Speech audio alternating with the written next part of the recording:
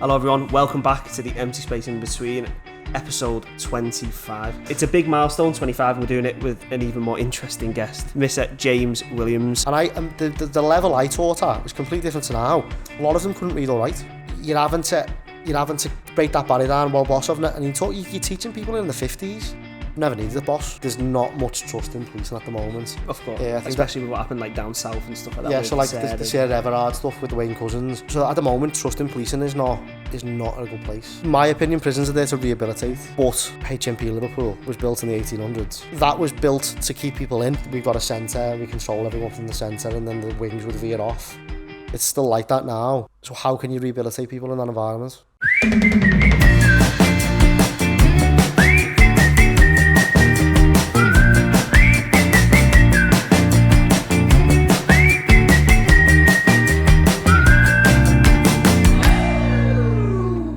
Hello everyone, welcome back to the Empty Space in Between, episode 25. 25, lad. Quarter of a century. Quarter of a century. So what's that stat? Most people give up after 3, but essentially everyone gives up after 20 when they start. I think the stat I seen on podcasts was if you can get past episode 20, you're in like the top 1% of podcasts ever. Because most people can't get past most episode 20. Most people can't be asked. But yeah, 25, lad. It's a big milestone, 25, and we're doing it with an even more interesting guest, Mr. James Williams. So, James, we found you just by doing some research on the JMU website and found what you do. Mm-hmm. But instead of us introducing you, why don't you just let the people know who you are, what you do, and kind of what you research as well? So, obviously, I'm James Williams, working as a policing lecturer at John Moores for the... within John Moores, it's known as LCAPS, which Liverpool Centre for Advanced Policing Studies. Right, okay. So I've been there probably 2 years now, I would say. And the modules it teaches introduction to policing and like technology in policing as well as counter-terrorism. But in terms of like research, I'm looking to sort of start my PhD like you lads. Oh yeah, when's that on the cards? Well, the proposal is done. Yeah. So it's a lot more looking at like funding now. I don't know which route to take. I don't know whether to go down the publication route or just do a straight PhD because got a young lad at home and it's tough. It's a tough commitment to throw into, innit? So I'm still like deciding that. So I'm looking at focusing on that, quite young to academia and stuff. I want to look at whether trust in policing affects engagement from asylum seekers and refugees within policing. Because I don't think there's much research out there, and if there is, it's in Scotland, it's not here. Oh, right, okay. Why does Scotland focus on that a bit more, do they? Yeah, so there's within different countries, obviously, which I'm sure we'll get into, the government at the moment is focusing on immigration, and it's very hard for a refugee or an asylum seeker to integrate into society. Mm-hmm. The papers don't tell you that, so they make it out like, they're coming here for this reason, that reason. It's very hard for a family or even a person to integrate in society just because of law, because they can't work, things like that. Yeah, so they can't become like a productive member of society and engage. So, but within Scotland and Wales as well, which they can't do because they're part of England and Wales. Yeah, they're not. Scotland have got like a plan, like an integration plan up there. I can't say because I'm not sure whether it is successful. I don't know, but there are plans in different areas to like integrate them, which is a positive, which is good. Yeah, this is a plan in place where just like fuck it, send them back or put them on a barge. Yeah, literally. Well, so I'm sure you've seen the latest stuff with literally that. On a fucking barge. Yeah, on a barge, and then we'll give them Legionnaires' disease. Horrendous, inhumane. It is awful. But we'll get into all those a bit more when we get past. But where we start with all our guests, we like to break the ice a little bit, and we ask 3 questions just to get to know the guests a bit more before we roll into what we're going to talk about for the rest of the episode. So the first question is, oh my god, I forgot it. Favourite sarnie. What is your favourite sandwich? Highbrow, lad, isn't it? The ultimate highbrow. What is your favourite sarnie? You're having the best day. Gotta get to know you, lad. We can't talk about policing and rehab and asylum seekers. That's an hard question. I'm under pressure now. We've had some heavy ones as well. Nothing you can say will be the worst sandwich we've heard. Tyler was like Philadelphia cheesesteak and everything. That's good though, isn't it?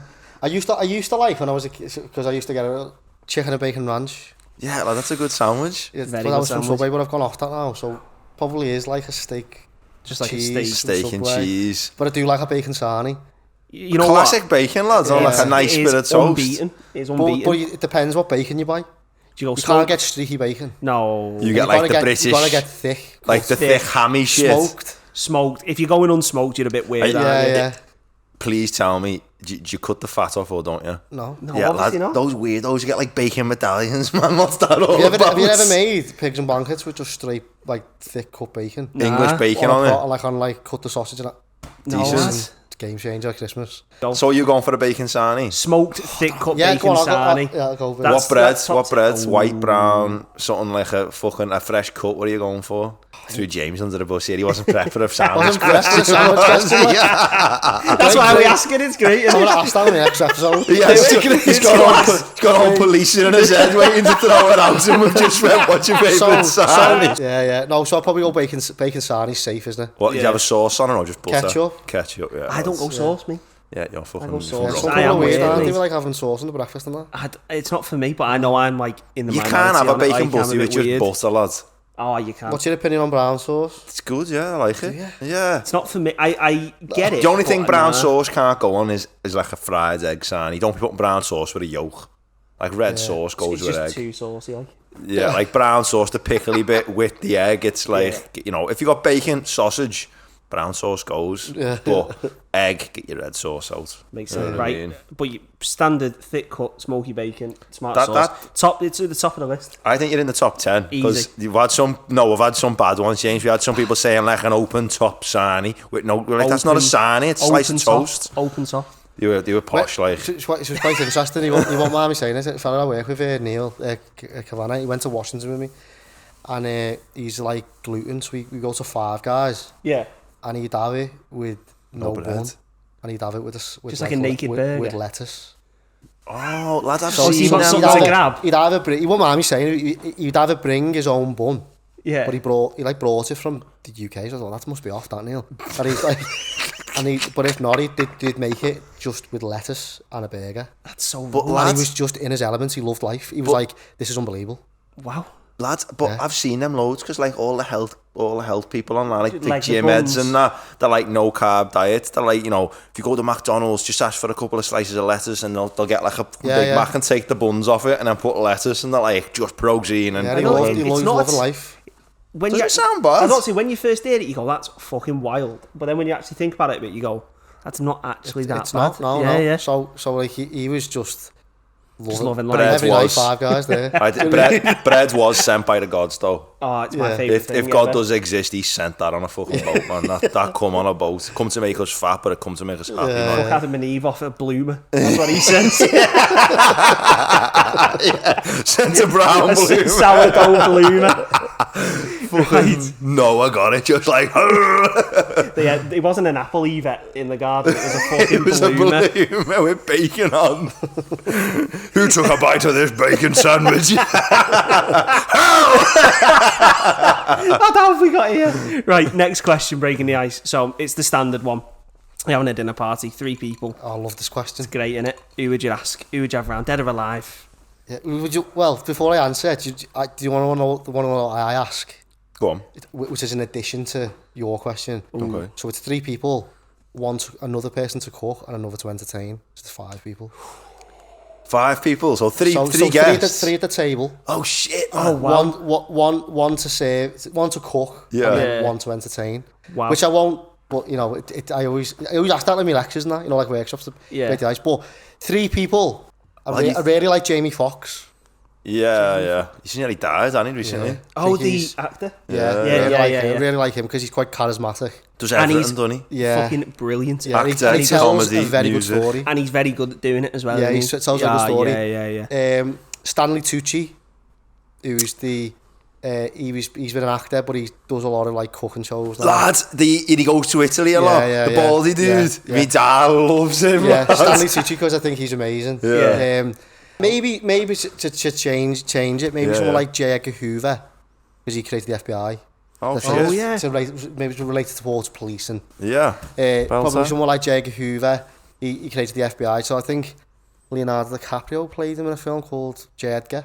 There's a lot of like interesting elements about him, which I'm sure you'll look at him after it. But yeah, so maybe J. Edgar Hoover, Jamie Foxx, and Stanley Tucci. Yeah, That's a random one. You know I what like though? it, I could see. I don't know about the FBI guy. I don't know what his personality was like, but definitely Jamie Foxx and Stanley would get on. Yeah, and it's like a Graham Norton show, isn't it? He's got the best job in the world, hasn't he? Just gets all these people on. That I don't really like talk shows, and I think a lot of them are quite shit. His is great, I think though. the Jonathan Ross one's awful. Oh yeah, he's brilliant, Graham Norton. He's so good. He's brilliant. Class, He's one of the best presenters on telly. And what's great as well though is he can get himself out of a situation like. And he's dead funny, isn't he? Yeah, he'll walk himself down somewhere, and everyone's like, no, and everyone looks like you can't talk about that. Yeah. And then instantly he's wormed his way out, and he's on something else. I think he's such. Love the chair at the end as well, and they tell stories, and they just go. He's so. I'm thinking of your one now. Who would I get to cook? So if it was that question, I don't mean to change it. No, change it by all means. I'd have Stanley Tucci to cook. You change it, yeah. But like, I was dead interested in like politics and stuff. So like, who's the Who's your entertainment, Jamie? You get him singing and telling jokes, would you? No, entertainment would be 100% Jimi Hendrix. Jimi Hendrix, fair enough. 100% Jimi Hendrix. But lad, you got Jamie Foxx there as well. I'm sure he'd want to burst the tune out. Yeah, that's part of the dinner. Sings on the Kanye song. I would like to get someone like Che Guevara or Fidel Castro on the table. Just listen to him. That'd be amazing, just because of the the Cold War and like the crisis. Like get it from the other side. Yeah. And like, cause I've watched the film about Che, the two-parter. She's incredible. You know what, in that film, it's just, I always say this, so it's full on Spanish, like full on. Yeah. Matt Damon's in it, speaking Spanish fluently. Yeah. Matt Damon from Bourne Identity. He's on it. And then I did a little bit of research into Matt Damon. I think his wife's from Argentina. And he goes to Boca Juniors games. Does he? Yeah. How random's that? That's like the weirdest. Goes with the dad to the Boca Juniors games. But all the teams. I was watching it and I was like, that looks like Matt Damon. Yeah. But it can't be because he's speaking Spanish. Must be computerised. Spanish is unbelievable. Well, I don't speak Spanish, so I don't know whether it was before. Yeah. But I was like, wow. Yeah, you'd have no way of telling. You can't speak Spanish, could have just been fucking nonsense. So you what, he's good at Spanish. So someone like that, because he's like, especially Che Guevara, like he went and done speeches in like the UN and like, you know, like. He sounds interesting. And like he wore just like, he didn't wear suits, he just wore his army gear. Yeah. Just a great, I'm not saying like, you know. Yeah, he turned up to like big UN conferences in like a green army suit, didn't he? And just and like, I think people like, he was like, I think originally when he from can't remember the country, it's El Salvador he was from, and he's like a doctor, and then he just went into politics, like mad, that innit? Just dead into my. But yeah, I know people don't agree with his politics and stuff like that, and people accuse him of different things, but just to speak to, just an incredibly interesting ball. So the guy we had on, James, he said an interesting one, like Queen Lizzie. Not because not because he's but just listening.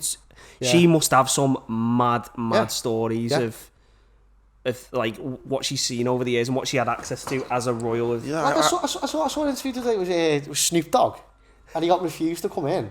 And he don't know how true it is, but he's talking on this podcast and he's going, you know, who let me in the end? And he was the Queen. And it was like, the Queen said... Oh, yeah, because he didn't get banned from England or something. This guy has not done anything wrong, let him in. Yeah. Why wasn't he allowed in? Because he had a criminal record. Oh, yeah, because in the 90s he got accused of killing someone, but he fucking did, he got away with it. Yeah. So like... He did kill somebody. I agree with that. I mean, like, all like the Prince Harry stuff, I know people got their opinions. I've read the book. And, you know, it is a bit, you question some of it.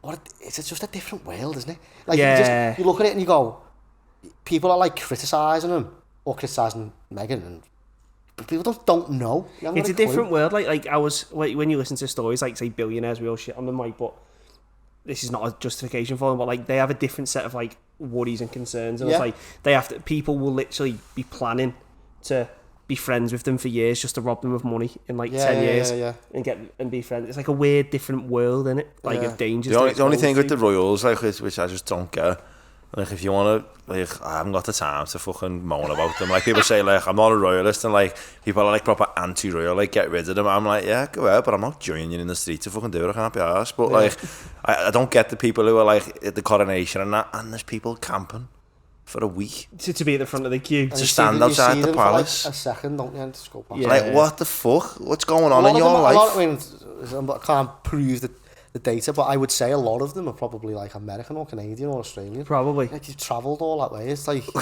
just for what? Oh, the final question. What's the worst job you've ever had? Or have you not had one, or are they all kind of... I've had some baddies here as well, lads, where people, you're like, fucking hell, is that what you did? Yeah. Worst job? Could even just be for like an afternoon when you agreed to I used to work in a call centre, and there's like a magazine called Chums. Right? And it's aimed at like older folk, let's just say that. And Chums? yeah, so it's called Wait there, is this... Lad, sounds like a fucking dog food. This is going to sound mad. I think I might have heard of this. Lad, you definitely read it, it was like a call centre, and it just didn't work well. Like, I'll just say that, and it was I hated it. But you were selling the magazine. So, but basically, essentially, it was like my shifts were like Sunday 5:10, and then this is why I hated it. It was Friday 8-6, brutal shift, brutal, like on a Friday, brutal. And then bit Sunday, too tired to do it, and then when you get home, you're like, I'm not coming on. I used to dread it every week. And then, but what it was like old fashioned, like in the paper, they'd have an advertisement for like pants, winter socks, you know that type of thing. And it would be like code such and such, I want to buy this. And then that developed onto like selling like memory foam mattresses and stuff. And then, this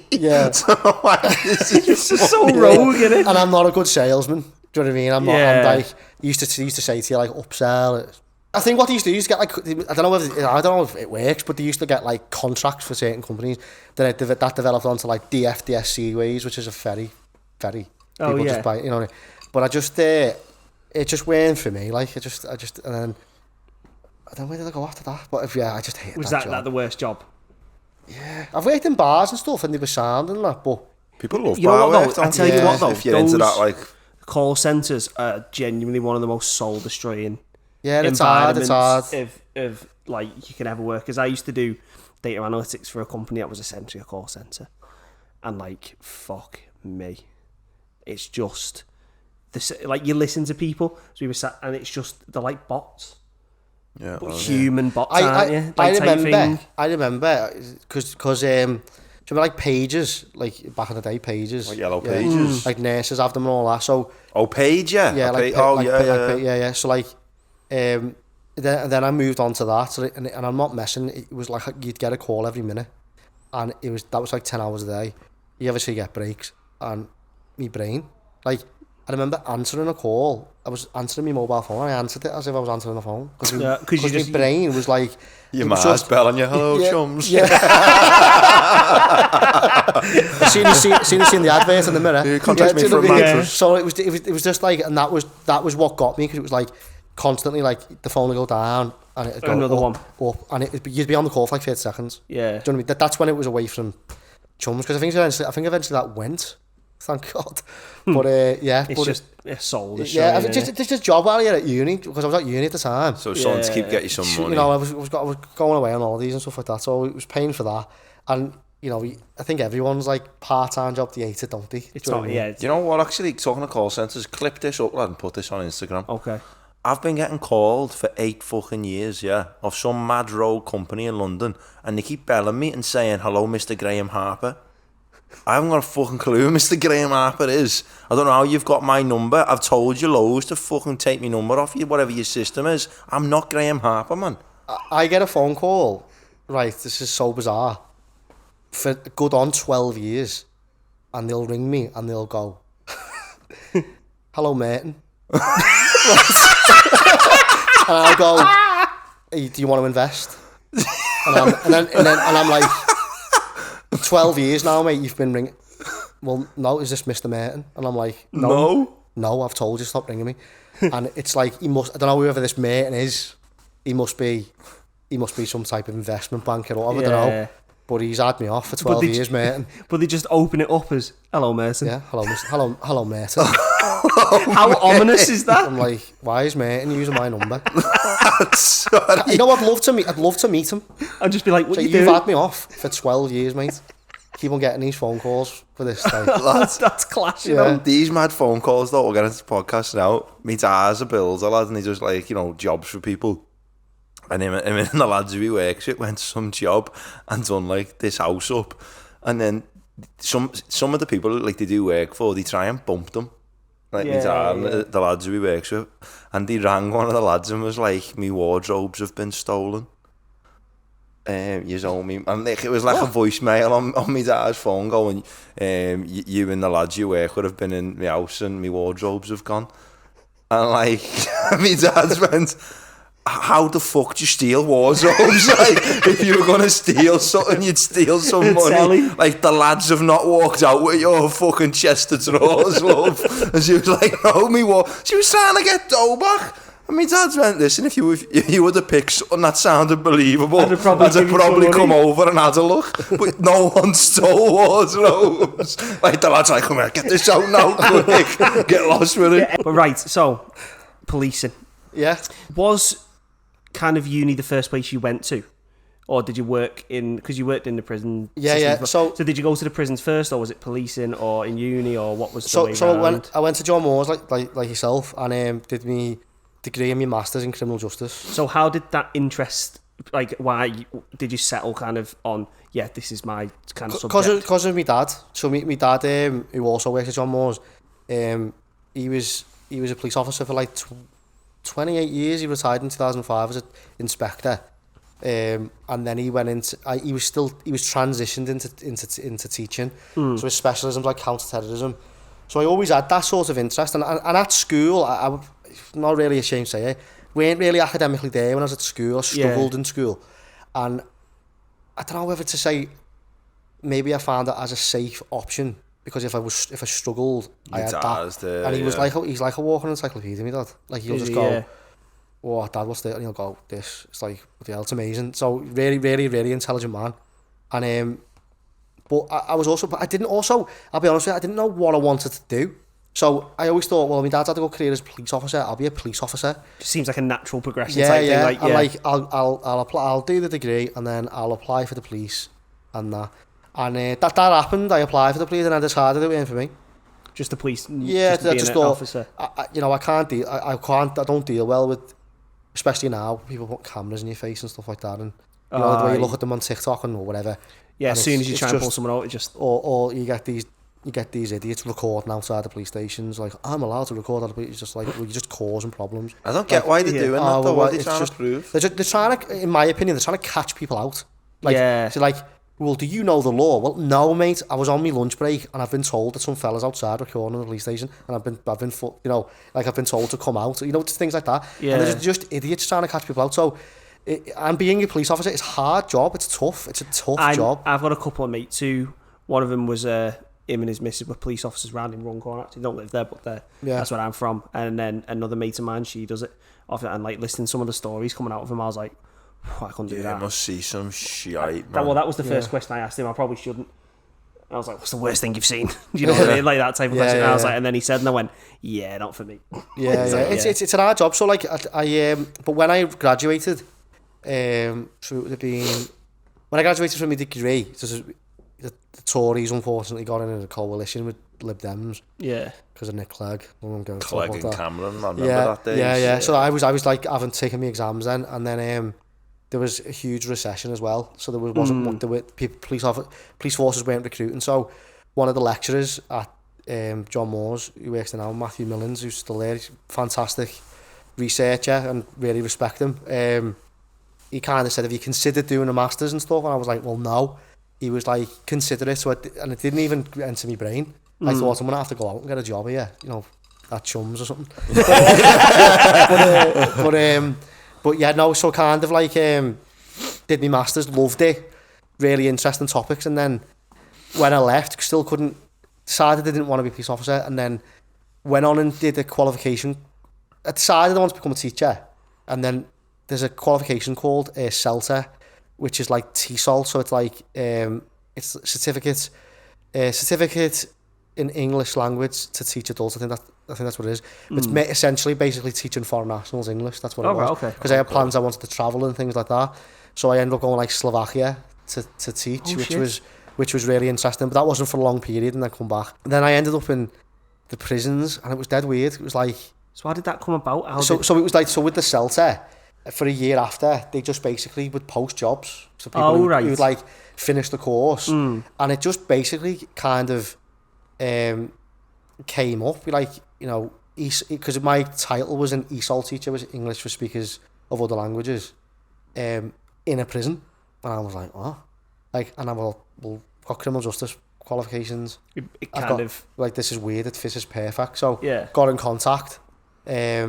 When I had to do like you could call like micro teachers and stuff like that. I want to come to prison. Yeah, wanted to do that. And as you say, people say like you need this look, and you do need like, or someone needs to give you an opportunity. You know? Life, I think you always remember the person that gives you an opportunity. And of course, yeah. And it's like you have the usual of like, yeah, you qualify for the job, but you haven't got the experience. You're always getting a lot of that.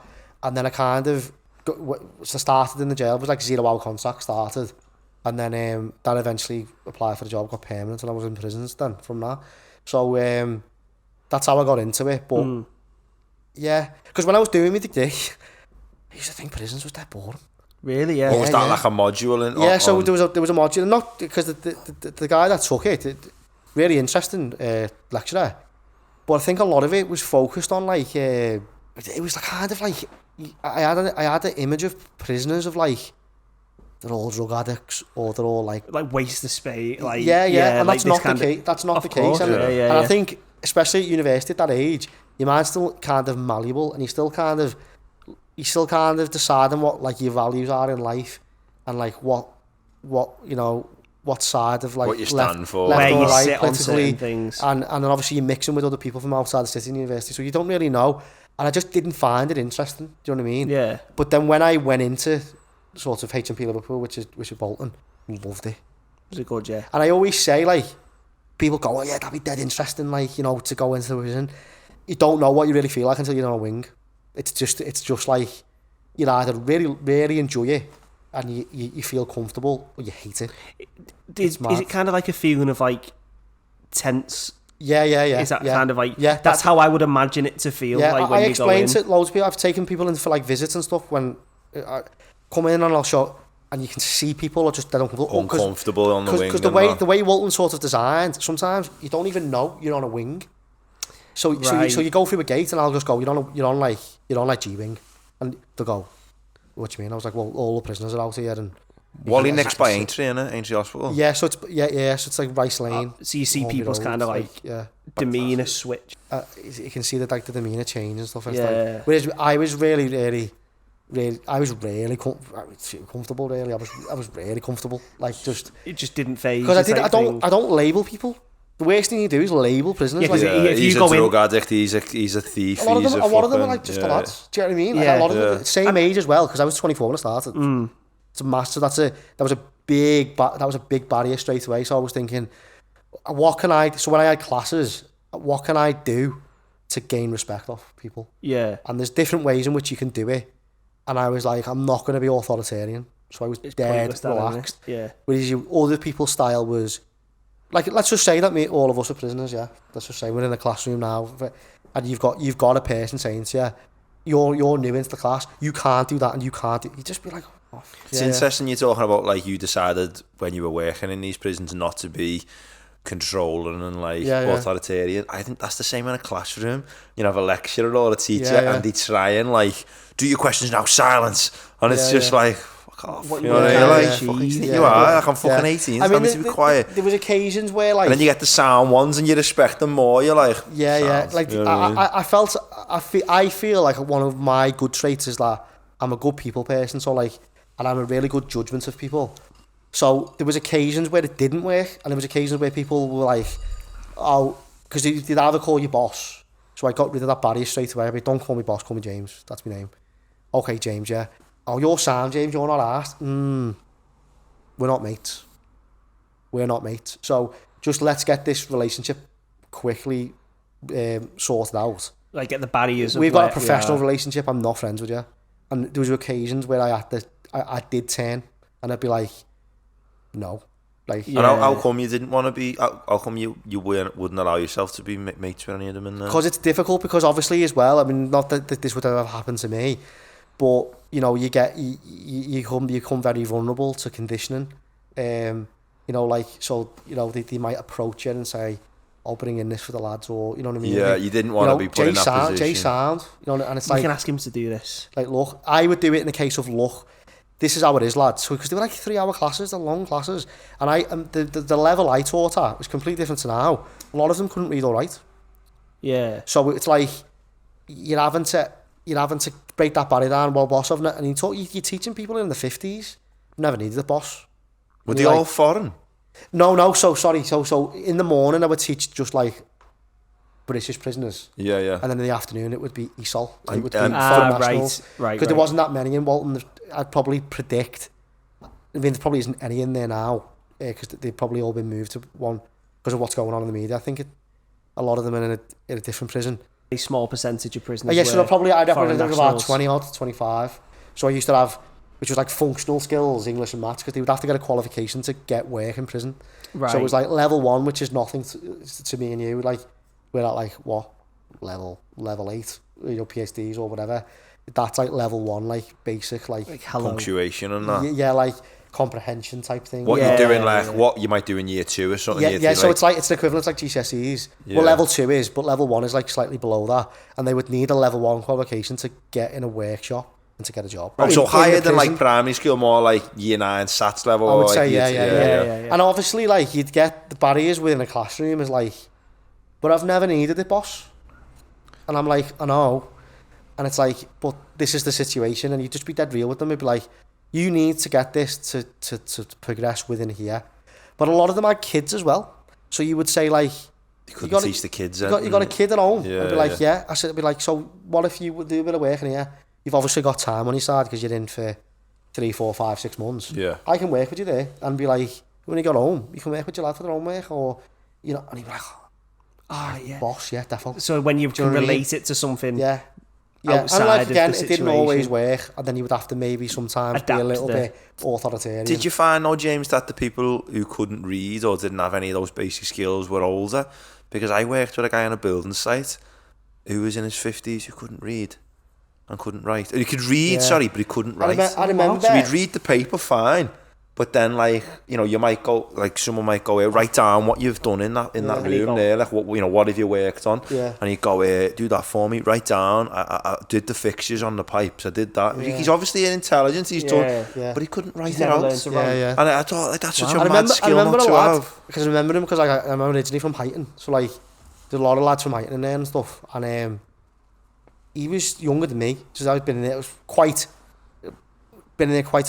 a while. And he was a delivery driver and he couldn't read.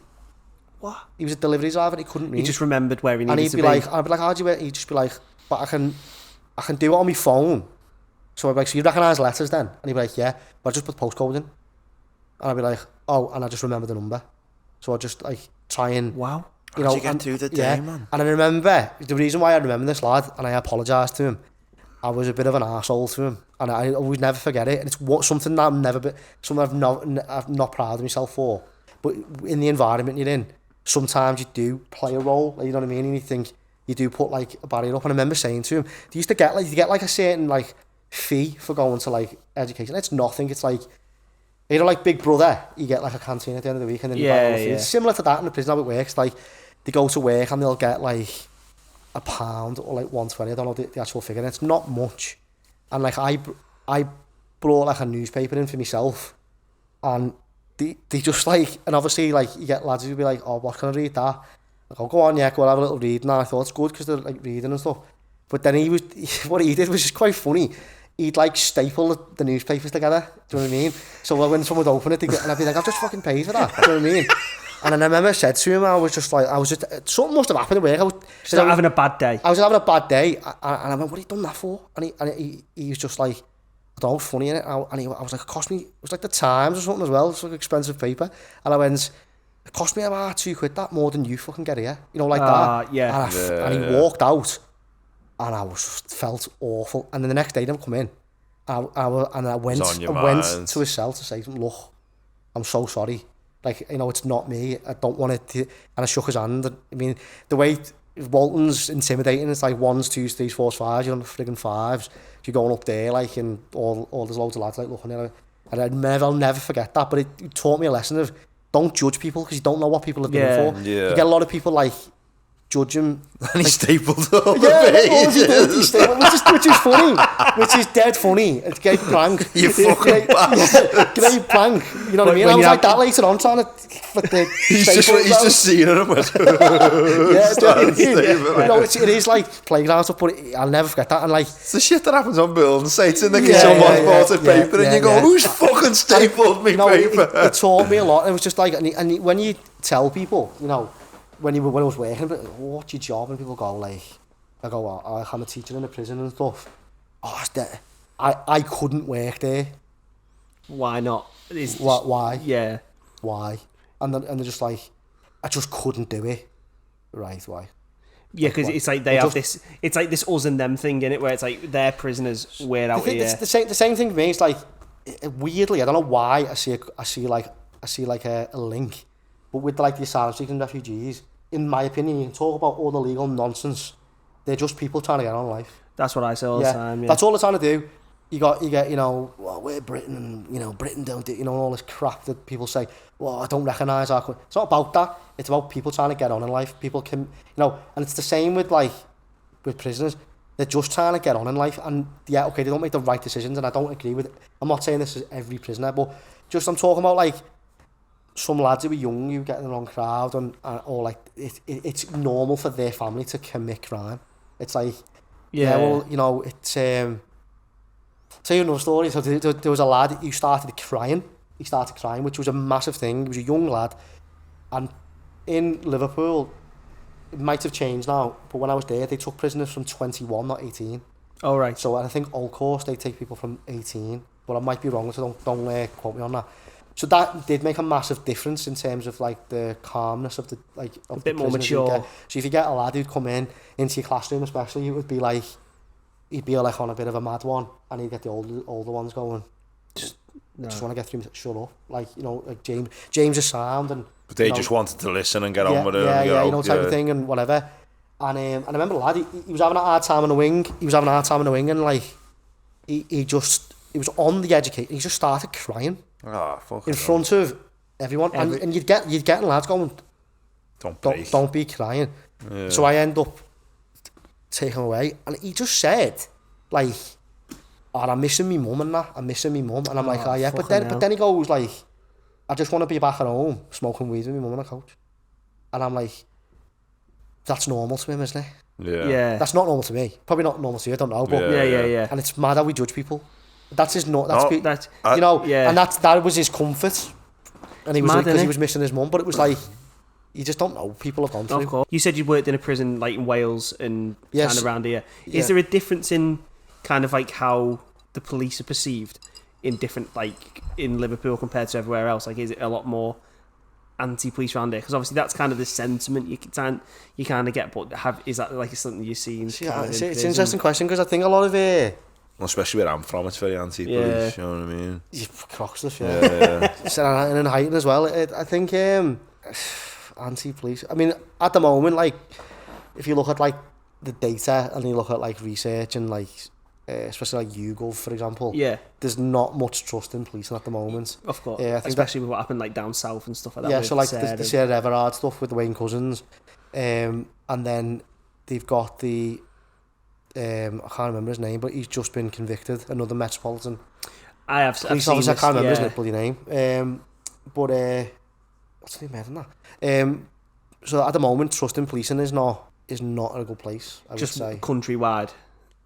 I would say it's more Met, right? But I think that is just everybody. Do you know what I mean? I think if I was going to say that, was there a time though when trust was there? When people in Liverpool did trust the police, you know what I mean? Was there a time?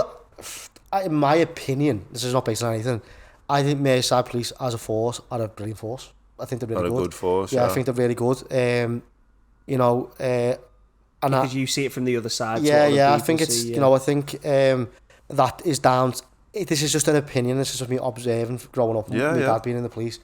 It's just because I think historically Liverpool as a city, by governments, have been downtrodden. You know, so we've had to stick together, and we've had tragedies like Hillsborough and things like that. Yeah. And other tragedies as well within the city that has brought us together. So like, you look at like, you know, even like Rhys Jones died and things like that. The police were fantastic for that. You know, like Anthony Walker in 2005, or the one that happened recently. Yeah, and then they got the three murders within the 1 year. Absolutely fantastic. Like, so I think as a force, they're really good. But obviously, there'll be areas within the force where it needs improving. But going to back to your question, when I worked with prisoners, they all hated the police. Just regardless of where they were. I couldn't tell them that my dad was in the police. Well, yeah. Do you know what I mean? You wouldn't have liked you then, yeah. So I think a lot of them would be disappointed in me now that I'm working in policing. I think, but policing as a whole, I think it's policing, no matter where you read about it, is negative. Yeah, like Media, you never see a positive spin. No one wants to read anything positive about the police. Yeah. Do you know what I mean? So it's kind of like a losing battle, no matter where you turn. But I think, as you know now, police officers, when they join now, they have to do like an apprenticeship. So I didn't know that. No. Yeah, so it's been criticised massively. It's sort of not massively, but it's been criticised, saying that people who've done it, if not, don't see the purpose of it. But if you look at sort of, in my opinion, if you look at you know, police culture, there's a lot of research into police culture. So you got like Robert Riner doing that and loads of research into it. There's an issue with culture in policing. Maybe not as much now, but if you look at Baroness Casey's report, which just got released which is March this year, there's huge issues of like within the Met of like homophobia, Islamophobia, things. Seen that, Sorry, what's this is really basic question. You know, what's the Met difference and what's the Met? So there's 44 constabularies within England and Wales. So London. Okay. Yeah, so Metropolitan Police is London. You've got the City of London Police, which is a really small area of London, and you've got the Metropolitan Police, which is the biggest force. And then you got Merseyside, you got Greater Manchester. Oh, so Met means like the Metropolitan Police, yeah. Okay. So So Sir Mark Rowley now is like the commissioner, and he's got to look after about 40,000 officers. In my opinion, it's too many. Yeah. So it's a huge force. And there's been suggestions that maybe it could be broken up, you know, into the smaller kind of boroughs of London type thing. But I've spoken to a few people, and a few people have said maybe that won't work. So, but at the moment, policing is like, it's in terms of like legitimacy and trust, it's not in a good place. Yeah. So Mark Rowley's trying to, obviously there's a lot of things at the moment, like people like vetting issues, vetting officers. So they're trying to sort that out, and apparently it's very hard to get rid of rid of someone. Because policing, there's a lot of rules in the Yeah, so I think he's trying to look at that as well. But how did, like, who's the guy who did kill that Sarah? How did someone, like, I mean, but obviously there's horrible people in every area of life, you know.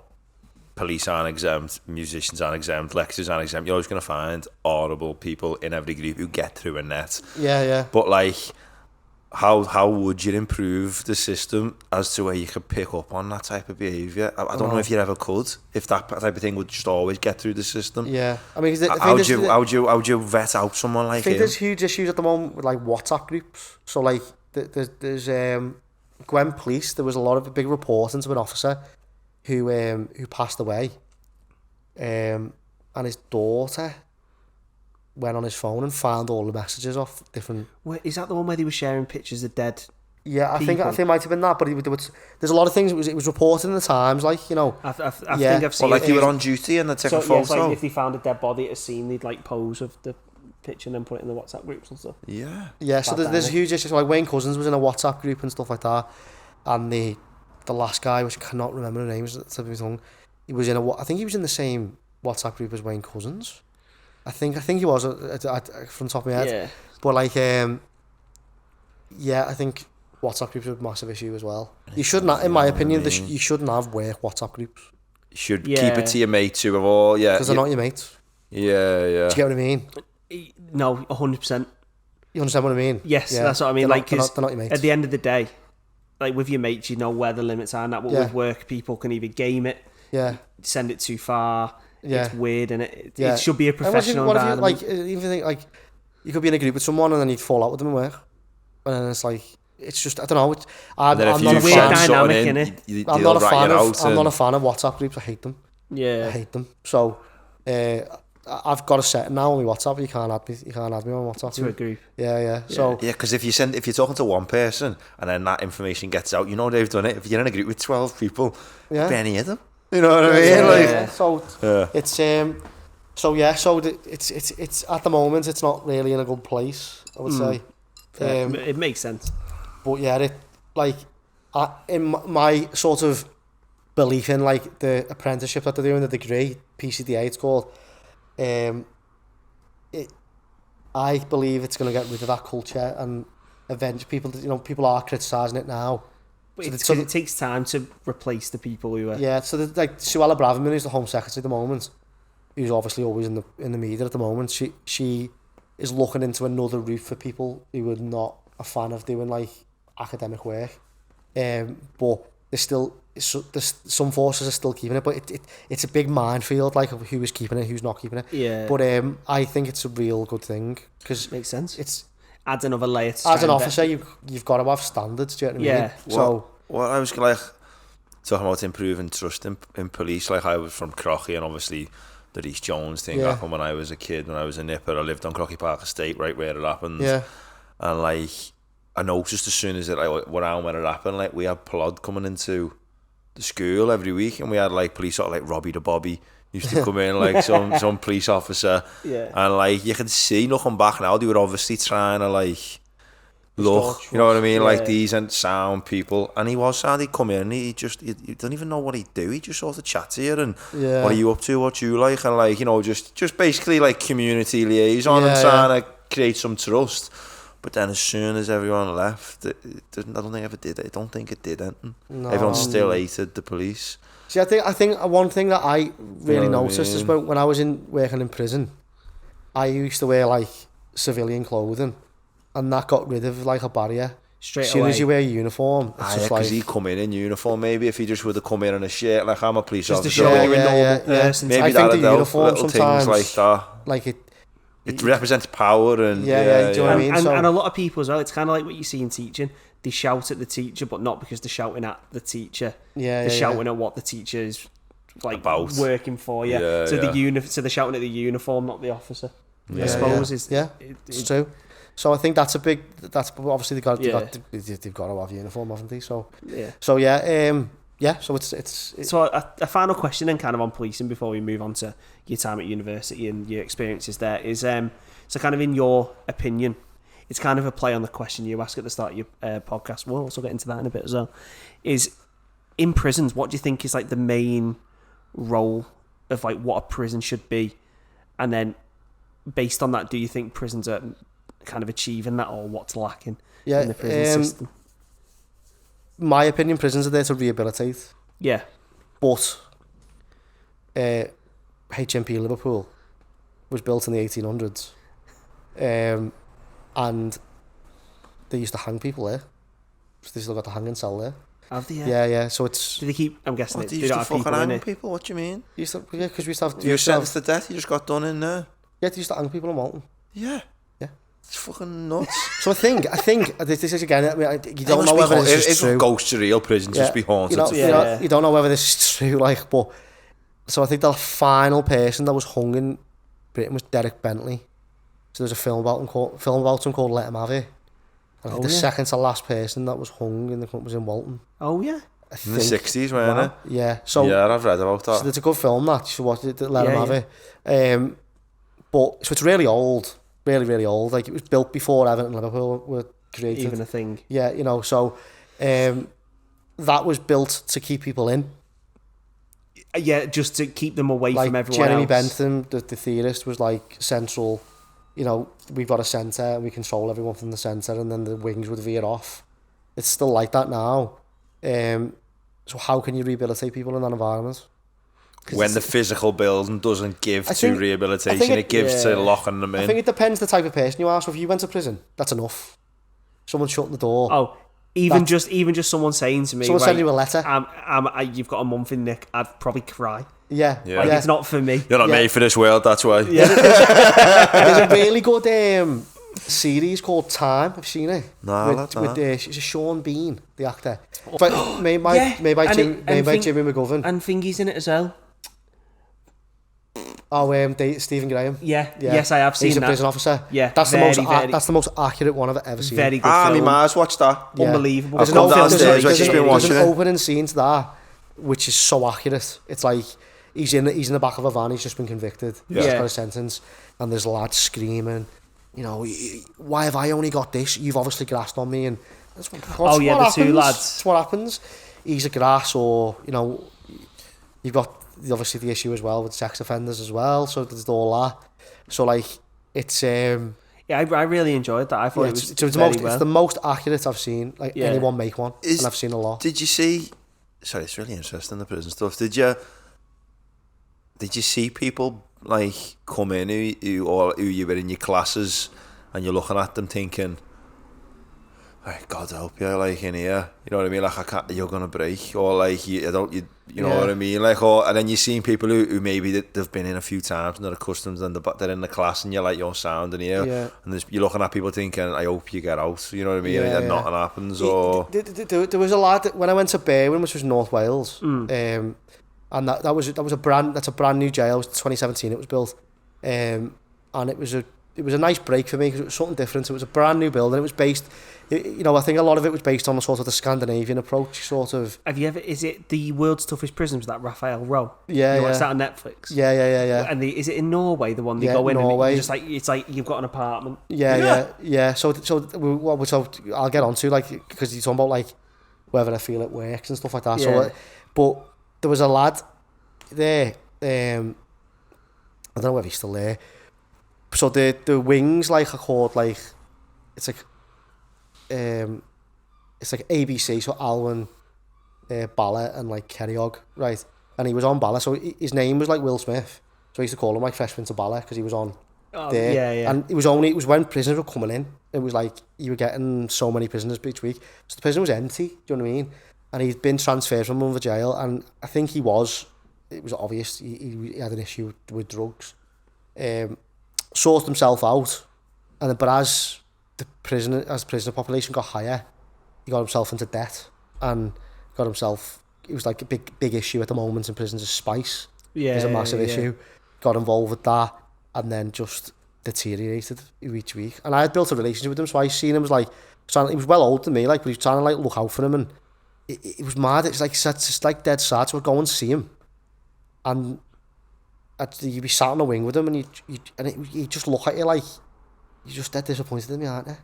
You know, you get what I mean? Because he didn't have any parents or nothing like that. And I'm like, no, like, Will, I'm sad. Like, I'm just trying to look out for you, lad. You know what I mean? He was a Scouser. He was Scouser as well. Because it's like kind of he recognised, like, I shouldn't probably be doing this. Yeah, and I'm like, because I remember once, I was just having a go at him. I was like, what are you doing? Like that. I was like, we've sorted you out. You know, I know, lad, but like, I just got myself into debt, and like, the lads come, and it was just like trying to report and stuff like that. You can't. Sometimes it's just impossible to help them. And then he's just like, I'm getting shipped out, and I'm like, oh, and then the next thing I didn't see him again. Love to be able to meet him, because you guys, you never meet them. Do you know what I mean? You never know what's happened. That. Especially the foreign nationals, because they're dealing with like the Home Office and all that.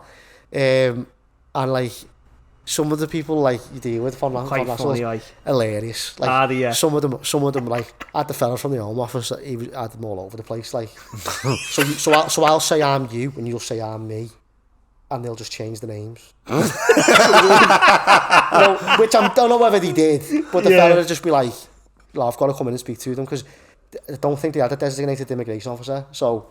Right. But I really like, you know, like you go on holiday and you speak to people like, what's your job? And so I was dead interested in learning about like people's cultures and, you know, why have you ended up here? And like, you know, you get a lot of like Eastern Europeans, like Czech Republic, and they were hilarious. And like a lot of like Slovakian, a lot of Romanians, right. A lot of Romanians. I had a fella in my class who was just spitting image at George Clooney. Like, good looking fella. Yeah, like, you know, brilliant. And then I remember there was a guy, handsome bastard sitting in a prison, and just like a dead, you know, like just like a dead good sense of humour. You'd go like, when you ended your sentence, and then if they're getting like deported, they'd essentially be kept, you know, for long until they would get sent to like a detention centre. Just a dead funny sense of humour, and you just be like, so when are you going? And they'd be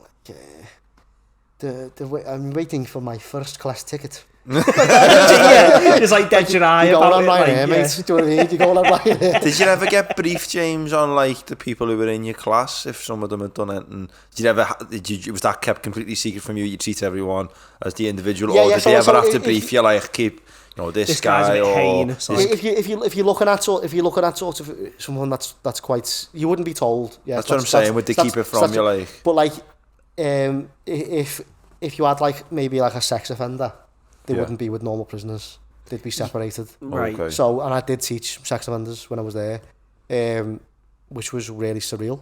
So I'm not gonna lie. Because I bet you when you're speaking to them, it's kind of weird because like you kind of on one hand know what they've done, but then I bet you that there are. You know what you find yourself doing, because it's not all, so like it's called the vulnerable prisoners wings with the VP wing. Right. So, which is good in a way because you don't know whether they have or they haven't. So you don't know whether they've got into debt and they've just been moved. Do you know what I mean? Or they've got gang related problems and they've been moved. So you can't put them with everyone else. So in a way, it's kind of good that you don't know. Do you know what I mean? Yeah. But yeah, that was interesting. But like the foreign nationals, like just dead funny. Just class, yeah. Was that the best? Was that like one of your favourite bits about the job? Yeah, because and they were really like we all know it, like young kid from like Liverpool, like, and they're just not asked. You know, just like, boss, I don't care. Shut up. You know what I mean? But the foreign lads were dead respectful, like super respectful, like teach them English and stuff like that, super respectful. Yeah. I was just about to say, but I suppose you wouldn't be in your class, any people who were in prison, but you were teaching people who didn't know how to read and write. But I was going to say, is anyone you ever met who was just like, or maybe they couldn't read, but you're thinking you're super intelligent? Yeah, a lot of conspiracy theorists in prisons. Yeah. A lot of conspiracy theorists, like, you know, about anything. 9/11, you know, aliens. But I get that, anything. because their life hasn't gone to plan. So they're looking for something else. So they probably, and there's truth to it, like the system has worn them down in some way. They've been born into a deprived area. They can connect the dots. They might have had a mum and dad, you know, they had mates who got them involved in nonsense, then they end up in prison, and it very much felt like a determined life for them. Like, this feels like I've obviously made some decisions, but it feels the stats are clear on it. Like, you get born here, you're more likely to do this, you get to do that, you know, from here. So then I get why they can buy into it, because they're like, well, fuck it, if that's been controlled, it all must be up to fuck. I mean, a lot of the prisoners I found funny as well, because like it is essentially just being like at school. Do you know what I mean? Like, and so you'd say it was like you two lads and you were in my class, and you know, you're talking like low level, like, and you just didn't want to be there. Do you know what I mean? You just tell, and you'd go like, hey, where's Sam? And you'd be sharing cells. Yeah. And they go, didn't unlock him, boss. And I'd be like, why the fuck did you get out? And they go, yeah, boss, you couldn't be arsed. So he's in bed watching Loose Women. So he's... Alright, Sam. That's class. Yeah, do you know what I mean? So it's just... He couldn't be arsed today. That's what it was like. I like that. Another thing as well is like, before we were talking about like sort of how you are with the prisoners. Like, I weren't perfect, like, do you know what I mean? Like, I got a lot of things wrong. But like, there was a thing like, they called it like IEP, so it was like an incentive and privilege, and there was a positive and a negative. So if you got like 3 negatives, it would like, I don't know what they would, but they'd get rid of your telly. Right, you know? right. And it was like, it would be very rare that I would do that, you know. It's just because you used to get all the things like, when I didn't have a beard, they'd go, shut up lad, you look like James Corden.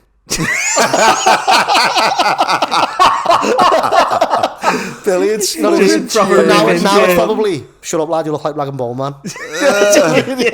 So like you have the banter. Yeah. But like just Scouse banter though. And I used to think it was hilarious, but like but some people proper take it a bit. Some people, so like, but if I did give one to someone, you could either give it to a prison officer and say, such and such in cell, I've given them an IP. Yeah, somebody else sort it. I just go and give it to them and say, this one I'm giving you it. And they'd go, which was tough because you're on a wing full, and you essentially look like a bit of a police officer really when you're doing it.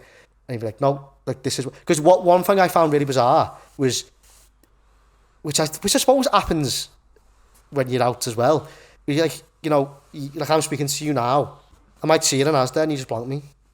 You get what I mean? So you could be like in a class and you'd be with them for like 6 hours a day, see them on the wing and just blank you. He'd be like, all right, you should like walk past you and what the fuck is he on about there? Like just, and I go to the next day, what did you blank me for, lad? And he go, oh yeah, just on the wing, aren't I?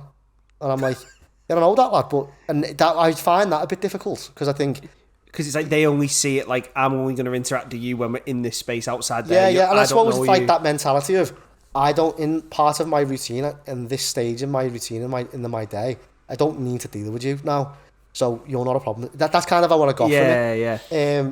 And like I remember once, so funny. This lad got released, and I was outside having my lunch, and he just come up to me and just started speaking to me. I was like, "Oh, all right, lad." We just got out, right? He just got out like with his bag and. You all right, lad? Yeah, sound, yeah. Like, you all right getting a taxi? You know, yeah, sound, yeah. He got, I don't know if he must have breached his license. He got put back in. Told all the lads I blanked him.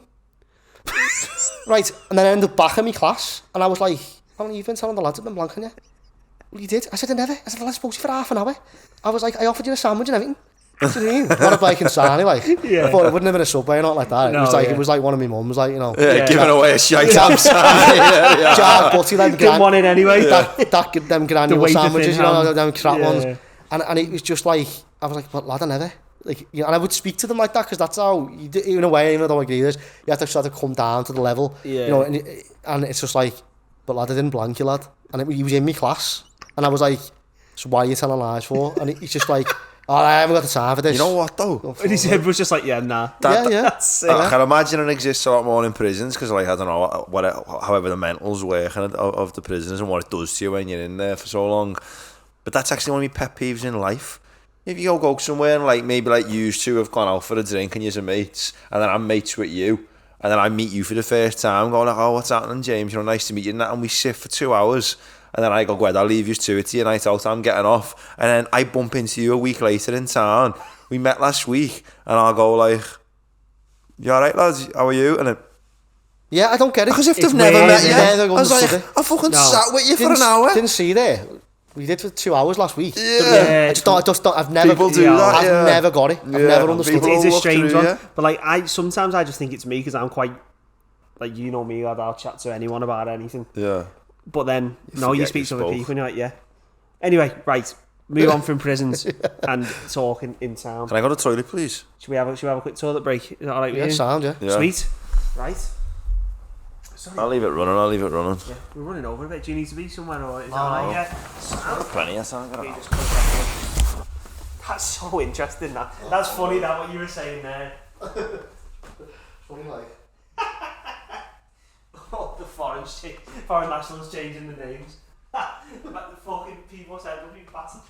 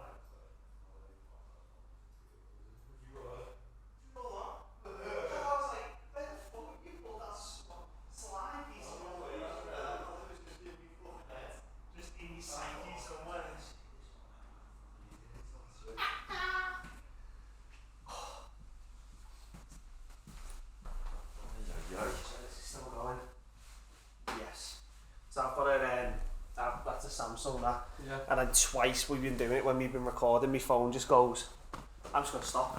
Really, yeah? Honestly, it comes up like it says it needs an update. So what it does is it prioritises the notification over the fucking video. And it's like, well, hang on. I've told you I want to record a video. Don't just fucking stop it for a laugh. But yeah. Right. We're back. And we're back. We're going to insert there that little sweet pea sound, aren't we? I'll have to find one because you had it on your Oh, you've not been doing it lately, no, lad? I'll find it. I'll find a little wee sound. Every time we went for a pee, James, I put in a...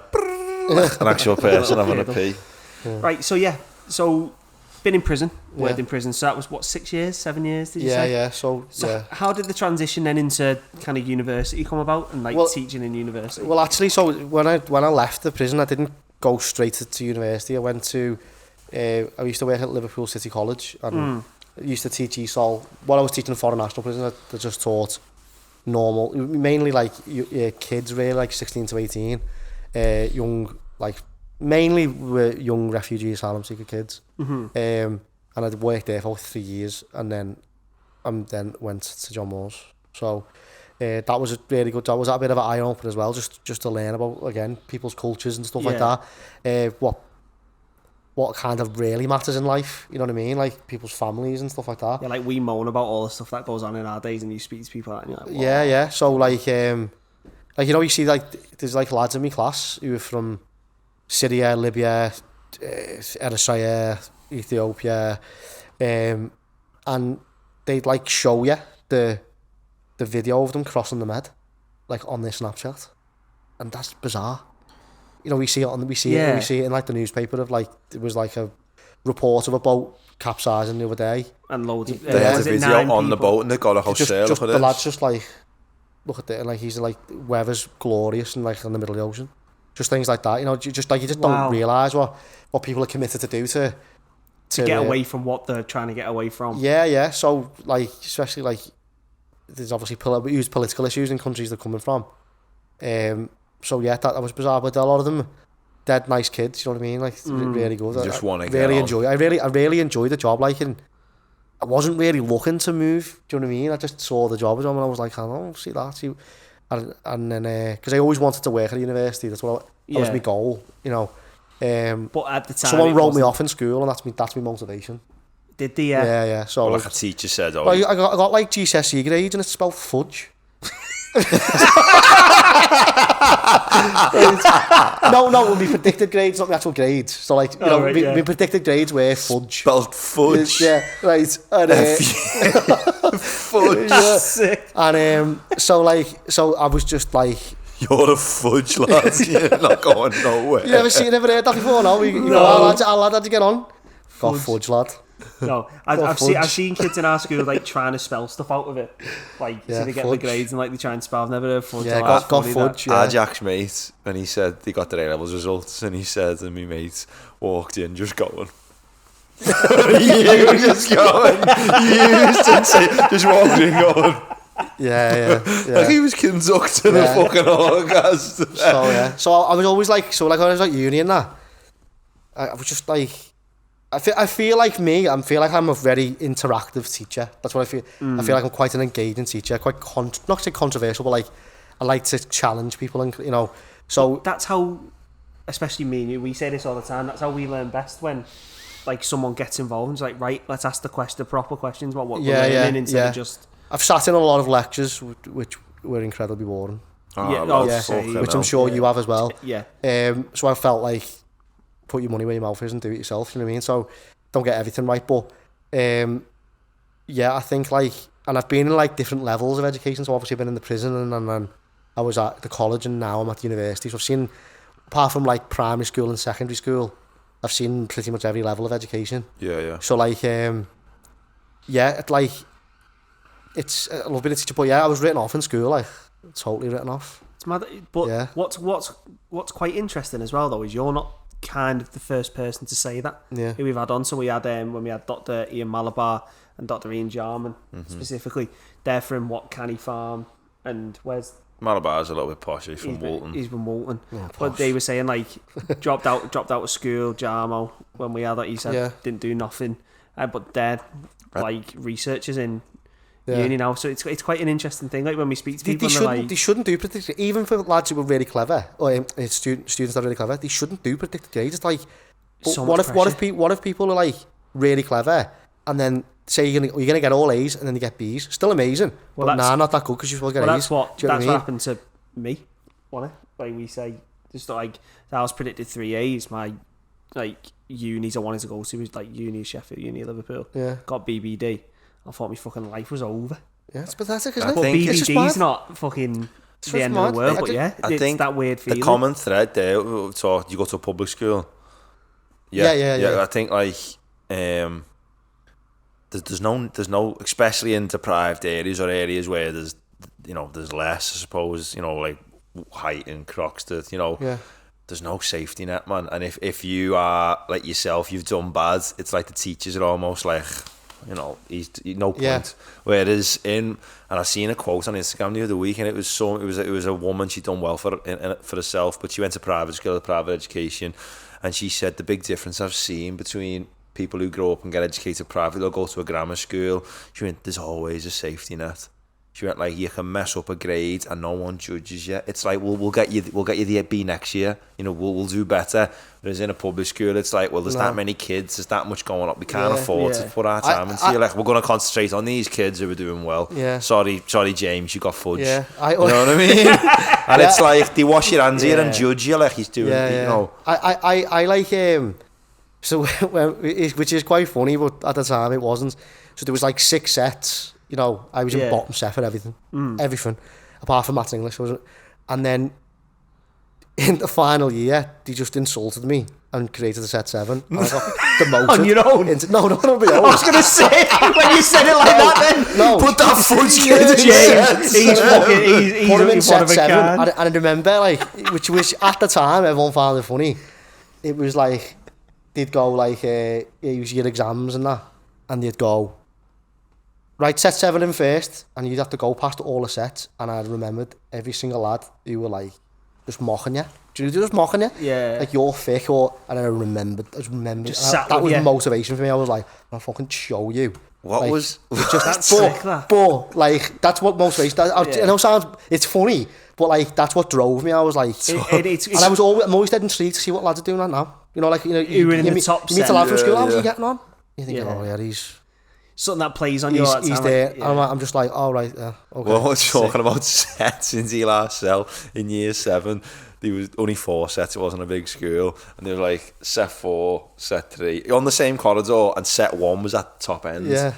I was in set 1, but it wasn't hard to get in set 1 in ESOL. Like, you just had to be able to fucking write, and you were in set 1. Yeah. You know what I mean? Yeah. But it's funny, as you'd walk down a corridor, and if you got sent on a message like, James, go to the fucking office and give that to the fucking teacher, whatever, go ahead, yeah, I'll go, miss. And like, you'd walk past your class, set 1 was like, still a bit mad, but like, not mad. You get to the set 2 window, and there'd be like a kid outside of it, and you'd walk past, and it'd be a little bit more raucous. You get to set 3, there'd be 4 kids outside of that one, and it'd be fucking mental. And then you get to set 4, most of the class would be in the corridor, and the ones that were left would just be it was just like, as you went down the set, it just got progressively more mental.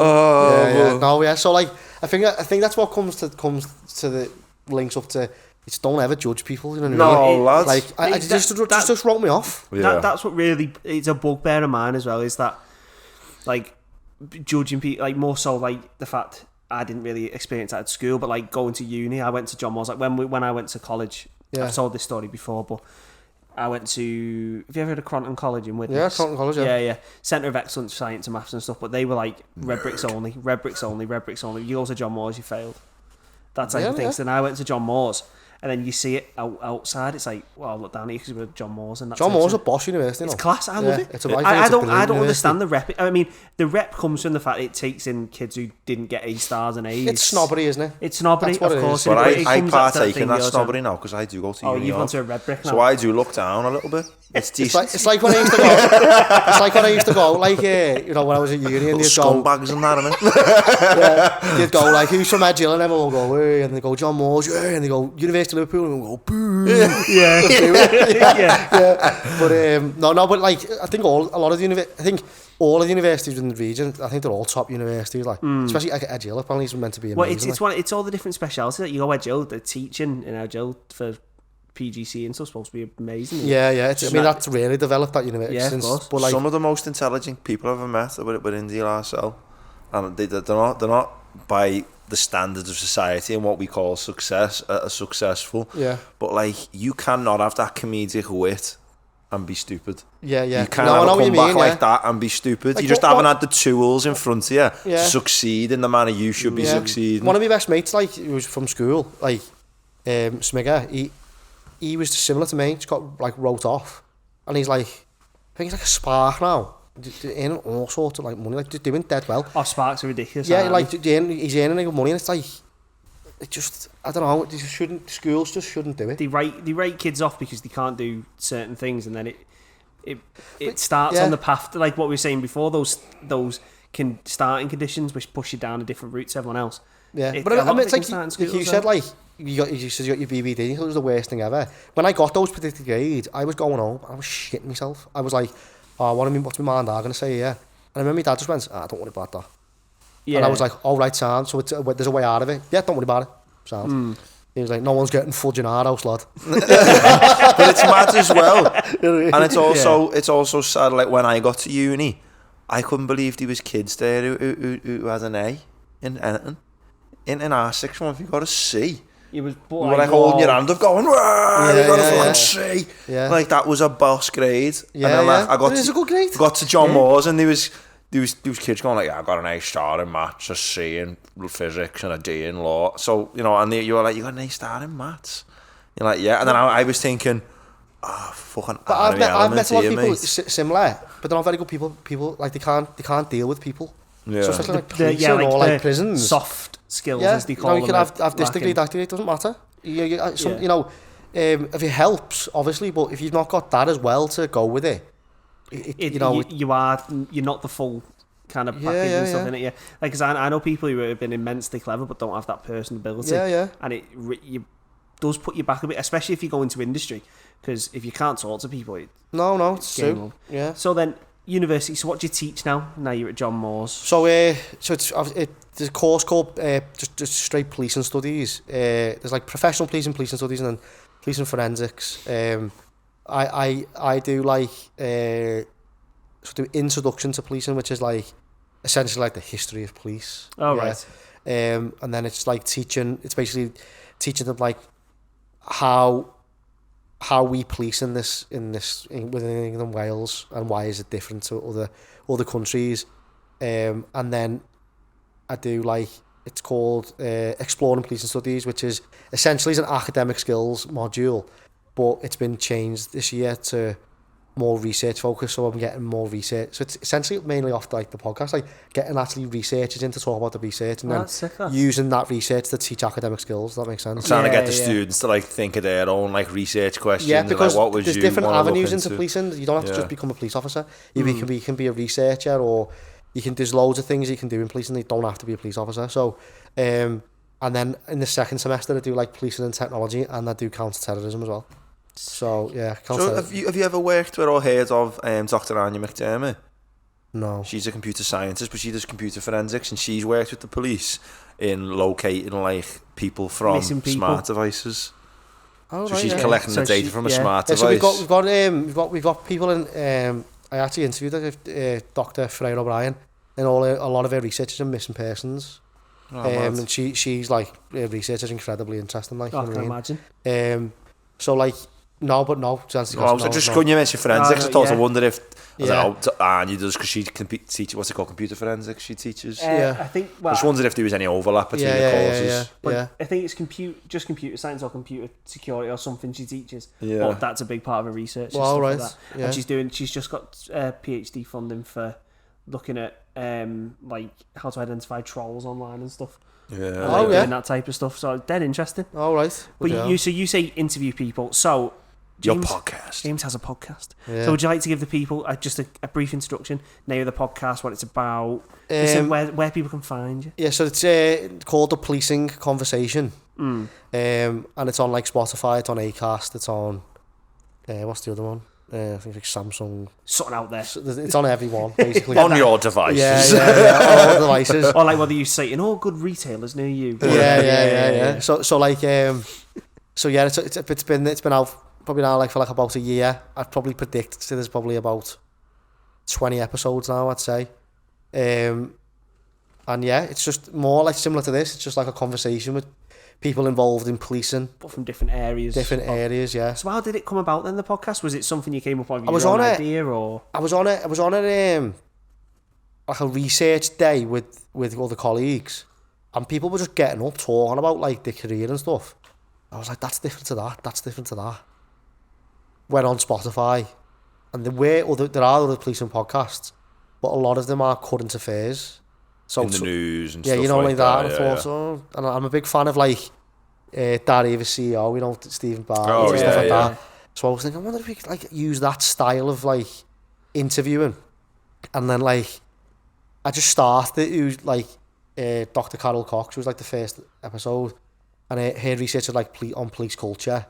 So that was like, that episode was on like basically essentially being a woman in policing. So that worked really well. And then it moved on to me, like my other manager, Richard Carey, was a detective.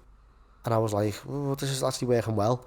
And then it just went from there really, and just like contacting people and also to sort of promote what we're doing, because like there's a lot of people in our place that are doing good research. So, and it's supposed policing as well. It's kind of like this, a similar story to like we had last week's episode with Andy Biggin. It's one of them areas which the research doesn't really get the amount of publicity that it probably deserves, in terms of, because people see policing as kind of a practical kind of endeavour, not the research behind it. Yeah, so like and that's what other podcasts focus on, the practical side, current affairs, what's happening. You know, Sarah Case. So like, I mean, I've interviewed like a range of people. I've interviewed like Serena Kennedy, who's like she's the like chief constable of like Merseyside Police. I've interviewed her. Which was quite surreal really, because it was like in her office. It was like dead. You know what I mean? You went and met up for that one? I met with her, and she was dead nice, and it was a really interesting interview. I think she kind of thought that, you know, catch it out or something. Yeah, and then at the end she said to me, she was like, "Oh, that was a really nice style of interviewing." And I said, "I did tell you at the start." Because I bet you people like she must go into every interview like, right, what are they going to try and twist? Why did your officer in Walton the other week do that? Yeah. You know what I mean? So it was just more about like, why did you get involved in policing? You know, why were you interested? Do you enjoy it? Would you it was that type of thing really. That's how it started. But every episode is like quite different, and I like to do different ones every time.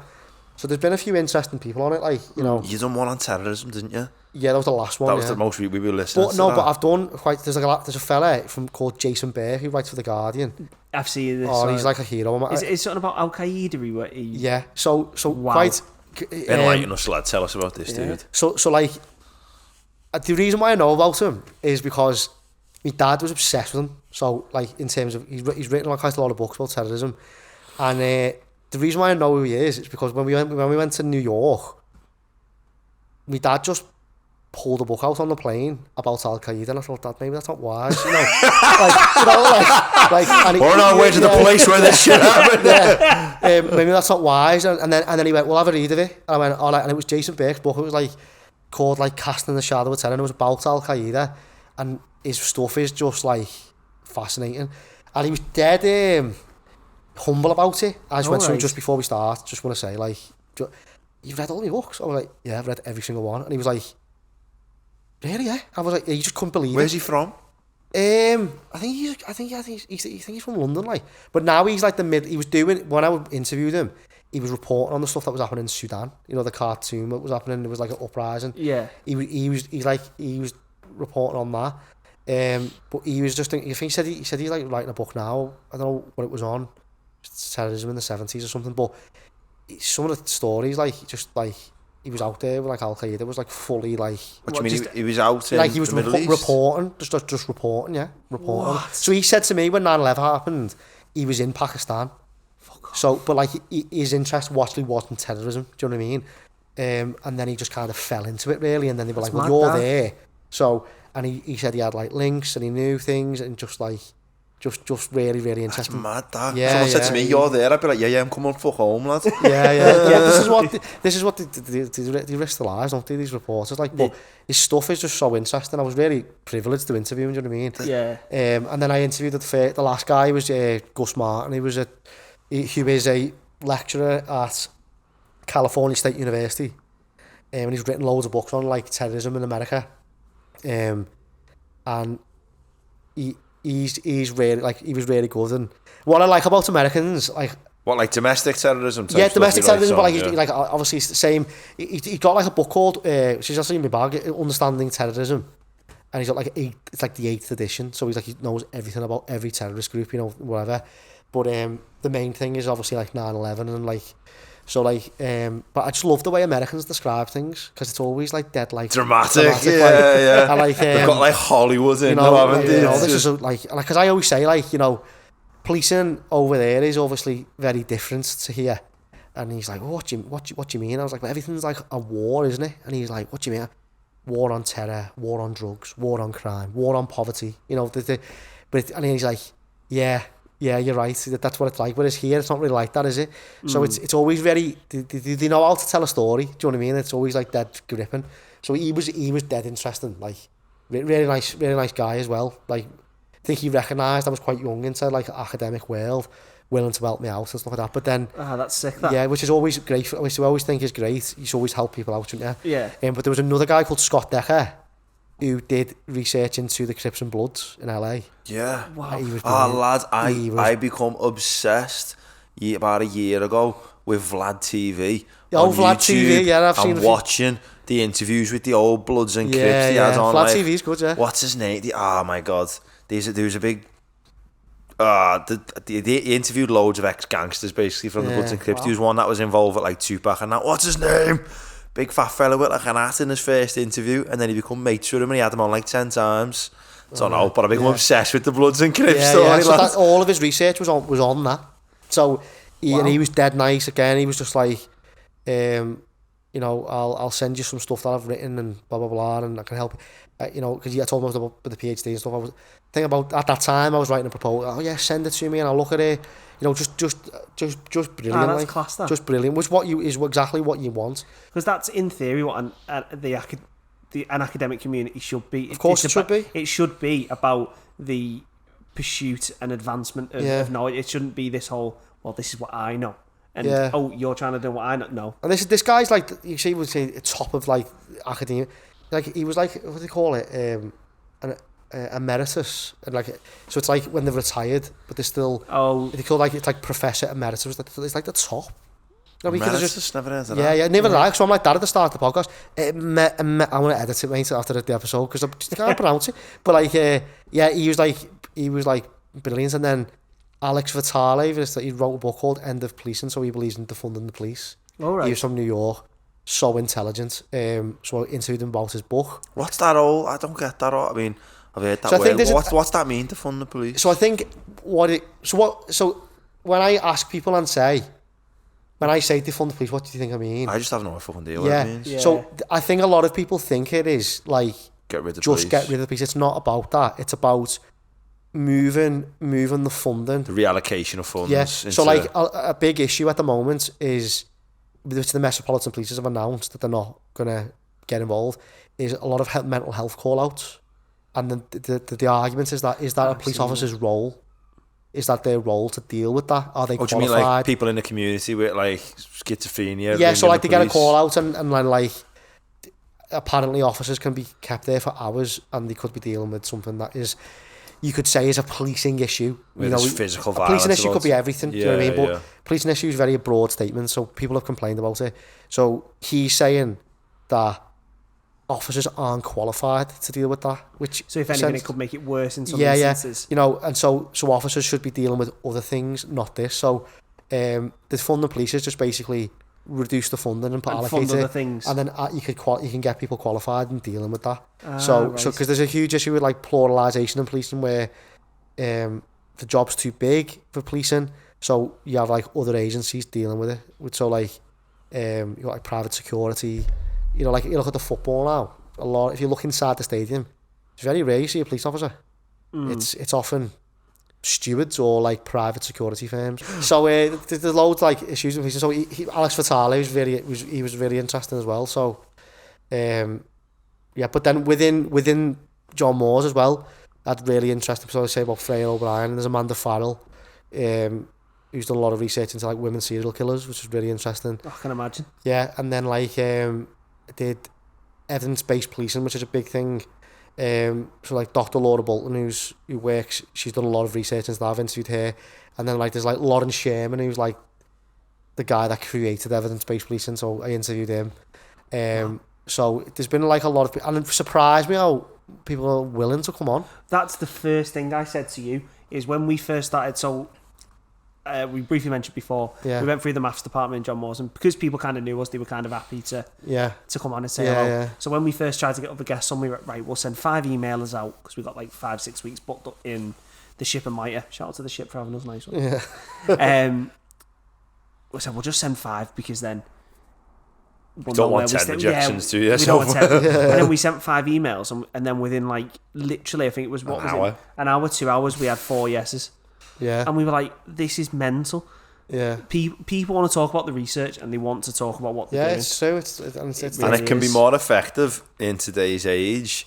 You know, especially if you're getting like a big podcast, it could be more effective going on a podcast and speaking to 50,000 listeners than ever putting a paper out. So true. You know what I mean? I mean, you might need the paper to get it on fucking paper and get it somewhere, but maybe in the future, the first port of call to talk about stuff, it won't be like, I'm rushing to get the paper. It might be, in 20 years, I'm rushing to get on a podcast. I need to get on a big academic or a big research podcast. I want to talk about it. The paper's coming a week later or a month later. You know what I mean? So true, I want to talk about it first. So true, yeah. Like, I don't know. I think in a world where like TikTok, I read something like TikTok has ruined kids' attention span. Oh yeah. Yeah. So like they want it now, so that's why the clips are like so short, because the clips are so short, isn't it?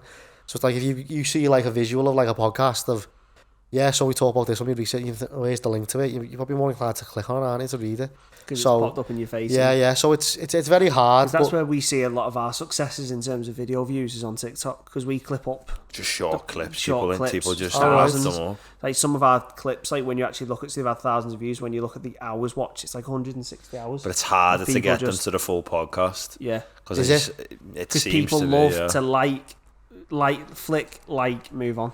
Like even if someone, like we clip up some of your clips and maybe there's a clip on like, I don't know, whatever. So people seem to be, they'll engage with your 1 minute. Yeah. Oh, this guy's cool. Or like, well, didn't know that. But then like, how many of them actually are going to put an hour or 2 aside to go and listen to you talk about the whole thing? I think you've got to make podcast part of your life now. So like I was walking down here from the university, I was listening to a podcast. That's what I always do when I'm walking somewhere on a train or something. But it's part of me. Sitting there and being like, right, listen. That's why I don't think a lot of people read anymore.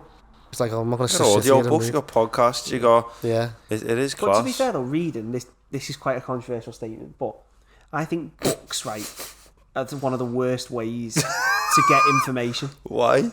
Because when you think about it, right, you could watch a 15 minute video and get a lot of the information contained I totally agree with you.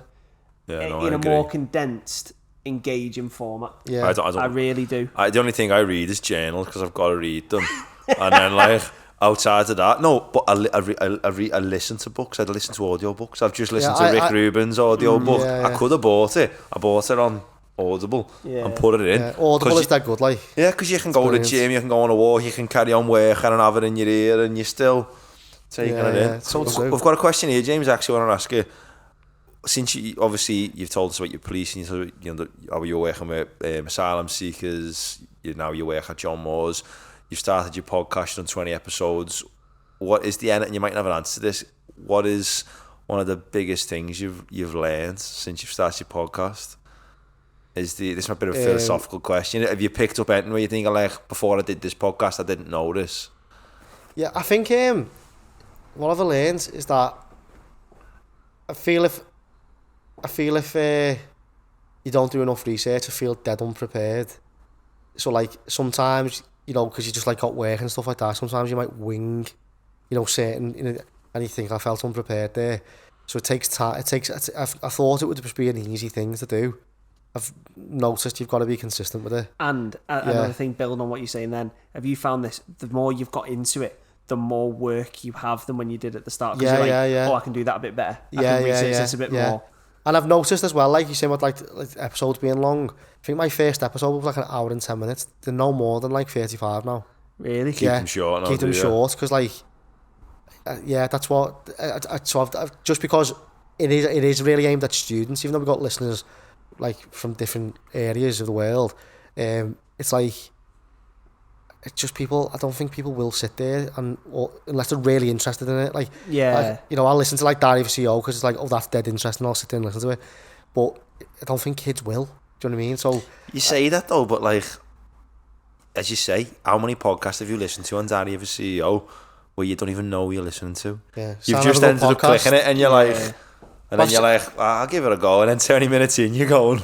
Yeah, I look at the Joe Rogan one, some of his episodes like 3 hours. It's mad, isn't it? Yeah, it's just like mad. But Joe Rogan's the king of podcasts, man. He didn't start them, but like his is the biggest podcast. He kind of took it to a different Just had Post Malone on, I listened to it 5 hours. What? It was 5 hours? 5 hours with Post Malone, and they're getting drunk. They're sitting there. And then like the first 2 hours are like quite serious about music and then in the end they're just laughing at shit and like it's just 5 hours. See, at that point, it's kind of a different... This has gone really off piece, but like that's not a podcast anymore. What is it? It's I don't know. It's like its own thing. Yeah, it's like the Joe Rogan experience. Yeah, well, it is because like a podcast is kind of an interview in a certain way, innit? But that's not an interview. That's just. But people, it's a different like I went to get my beard cut the other day. I've grown a beard now. People trying to join these too. And literally when I got to the barbers, he walked in. He went, I went appointment for Sam, and he was looking at his phone. He went, "Oh, sorry, mate," and he just went, "Oh, lad," he went, "Look, I need to leg that Joe Rogan podcast, lad. I can't stop listening to it." Mate, he's got my head up my arse talking about all different stuff. And he like was all like, he went, "Right, I'm doing a bit." He went, "Yeah." And I got back onto it, but he was waiting for me to turn up. But it's people watched him, man. But I love like YouTube now. Like just love watching podcasts. All I watch YouTube. I love it. I mean, like just sit there for hours watching stuff. Someone made a good point. You onto the guy Max FUDGE? No. So he does like mad silly stuff on the internet. So his last video was, I cooked a supermarket curry in an active volcano. So you know those microwave meals? Yeah. He went to Iceland and cooked it in lava from a volcano. Yeah. So that's the type of videos he does. Yeah. But he made a good point online. He was like, so he did Imagine going through all that effort to eat a jag little fucking chicken curry, lads. But he was I wouldn't wait the 2 minutes in the microwave and go to a fucking volcano. But he made the point that like plastic chicken. He did a video where he basically asked around with an orchestra. Like I played a triangle in an orchestra, something weird, like the Philharmonic. Right? And he said, "This took me 3 days to make." And have you seen? Is it the Ramesh and? Yeah, Ramesh and Rob Beckett. Yeah. So they've just done a similar video, and he was like, "Look, my video took me 3 days to make. Theirs took 6 months. Like that's the difference now with YouTube is that I can just do it." Make a video, move on. They had to go through the whole executive and all the fucking TV processes. Like it's like so now the videos, it's all new, it's quick all the time. That's why I love it more. That was the point, kind of there anyway. Yeah, no, it's but the podcast. I mean, the podcast is like it is great. Like I do really just enjoy learning about people because like being young as well. I think it's like you learn a lot of things off people as well. Of course, yeah. So it's like, or they might know someone. They go, well, look, you know. This person might want to get interviewed, and you're building that network up as well. You know what I mean? It's the connections, you speak to people who you'll never speak to. This is quite a nice way to build networks because obviously there's just always to do is at conferences and stuff. Yeah. But I'm quite funny, me, in that if someone's quite hard to talk to and that I'm not going to put the effort, I really can't be asked. All right. So this is quite a nice way to do it, where like, you know, like you have to force yourself to talk to people. Like I'm literally just talking to you because you know all these other people. Like that kind of falseness to it. Yeah. I kind of like natural. Kind of genuine conversations. Yeah. So this is quite a nice way to build networks. In such a way, true. Like, and it doesn't happen with every sort of guest. No, of course, like, But like some of them like will openly say like get on me. You know, You know, I know this because there's a which I still haven't yet interviewed him. And it's one of my goals to interview him. It's like there's like an old police commissioner who's like called Bill Bratton. He's just released a book called like The Profession. But he had a theory called like the broken windows theory, and it was based in New York. It was he worked with Rudy Giuliani, who was in Trump's. You know, he was the mayor at the time, and it was basically trying to sort New York out. And the theory was like if someone smashes a window and it's left, it's seen as acceptable in society, so I can smash another window. But if you deal with that sole issue, there'll be no crime. That's basically, so it was like a lot of stop and frisking. You know, it was like, so there was loads of criticism, which Alex Vitale, he was massively critical of it. So like, this Scott Decker was like, yeah, I'm really good friends with him. And I was like, who? Bill Bratton? And he was like, yeah. I was like, get me on him then, lad. Yeah. Do you know what I mean? Yeah. And it just basically... get me on him, lad. Yeah. So, but get me there. And you know, we tried, like, do you know what I mean? But I just don't think he's willing. But and I've like contacts through LinkedIn, and I've got, it's just not replying. That's a goal. You're onto that, like, if you're in a street with loads of litter, I feel it's more acceptable to drop your bit of litter. Of course, yeah. But if you're in a completely pristine street, you go like, I can't drop the fucking litter. Yeah, I put it in my but like, You know what I mean? apparently broken, because this is about Alex Vitalis, apparently broken windows, it was just put in like a magazine, this theory, from Wilson and Kellen, 1982. And it was just a case, it was just like in a newspaper magazine, do you know what I mean? Someone had just put, I want to... And then Bill Bratton's picked this theory up and gone, we're going to put this into New York. Oh, wow. And I've been to New York a few times, felt really safe. So people are saying like in the 80s and the 70s it wasn't safe to walk around New York, so maybe it was acceptable. There's a lot of criticism towards it, but Bill Bratton was there and just like finished his book. It'd be interesting to, as you say, speak to the person who was... So Bill, lad, come on. Some guy in a fucking basement. Yeah. Get me on it. So like his books are really interesting. So he's done like he's been like he's in Boston and Chicago, and but his main and been at LA. So he's been around. So Smashing. Yeah. But right, cheers, James, for coming on. It's been a long one, but it's been so interesting. I don't even care. No, that's been really interesting. Yeah, no, really happy. Very, very much appreciated for your time for coming on. Anyway, no problem at all. Before we finish, 2 more quick questions. Oh yeah, go on. So first, the penultimate question is Sam's penultimate. I'm dyslexic or something, mate. I've got problems. Sam's famous question. Yeah, you ready, James? This is my question. This is the best question I ever know. You ready? Well, if you're into all your mad podcasts and like probably thought about shit like this before. Out of all the things you currently don't know, or that we currently don't know as a human race, it could be something quite personal. It could be like, you know, did this person ever love me? Did this? Or it could be, you know, are aliens? Well, I was going to say that. After all the UFO stuff that's come out in the Congress the other month. Well, it's exciting, isn't it? It's mad listening to it. One big thing at the moment is like my son. So my son's mixed race. So do people actually judge him because of the colour of his skin? Oh, that's a good one. That's one thing which has really got me lately, especially with all the royal family stuff, you know, with like Meghan and you just Harry. See it in the news and stuff. And like people, there was that question, wasn't there, about someone asked about the colour of the baby's skin. What colour's the baby? Like, that was around Angela, who's my wife. She was pregnant, and I was proper, like hit a nerve. I was like, I wonder if people do think that. It's horrible. Do you know what I mean? It's mad, but like that's one thing I would look like. Do people actually look at that? Actually look at him, because my son, his name's Bakari, is his name, and it's like, do they actually judge him because of who he is, or they judge him? You know what, lad? The answer's yeah. I know. It's like, it's hard to, but it's especially like since we've had him. He's 2 next week, and it's like he shouldn't have to deal with that. No, he shouldn't. Do you know what I mean? It's mad how. And because sorry to interrupt, because I have grew up with privilege, you'd say, you know, I've never had to deal with anything like that in my life. It's like now I have to consider it, and it's weird.